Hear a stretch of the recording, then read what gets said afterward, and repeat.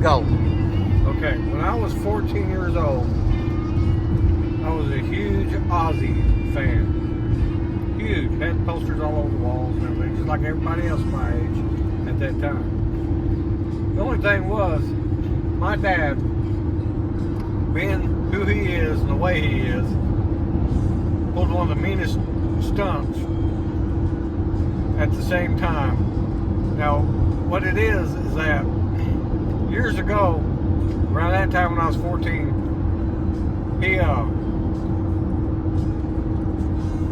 he went and met Lita Ford, Kingdom Come, Poison. I can't remember who else. Poison was actually on stage. He was backstage. And what it was, how he did this is he hooked up with Wish Upon a Star. And back then, Lita Ford was Sharon Osbourne was Lita Ford's manager.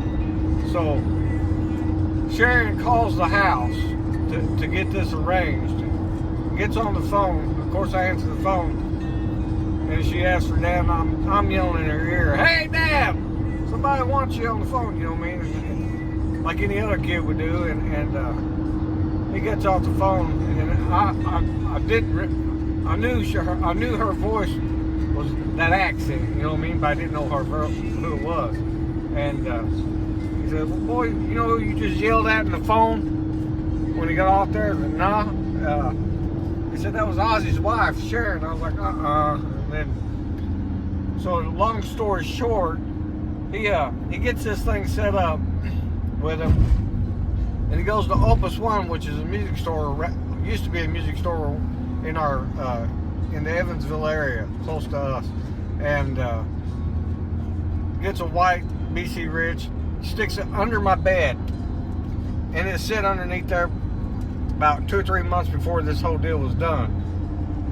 If I'd known it was there, I'd have pulled it out and messed with it. Mark and the rest of us, all the guys, you know what I mean? If we knew it was there, it'd have been played. But he did that specifically because he goes, "Well, if I put it underneath your bed, you'd never see it." Ha ha. That I wouldn't clean underneath my bed or anything, right? Well, anyway, he gets the thing autographed from Lita because he's backstage at Lita Ford's concert with her, because that's what this kid that had a dying wish was to meet Lita Ford. So he gets the guitar autographed and everything, brings it back, puts it back underneath the bed, and it sat there for another probably 3 or 4 months before he took it back to Opus One. And it hung up in Opus One for probably 10 years up on the wall. But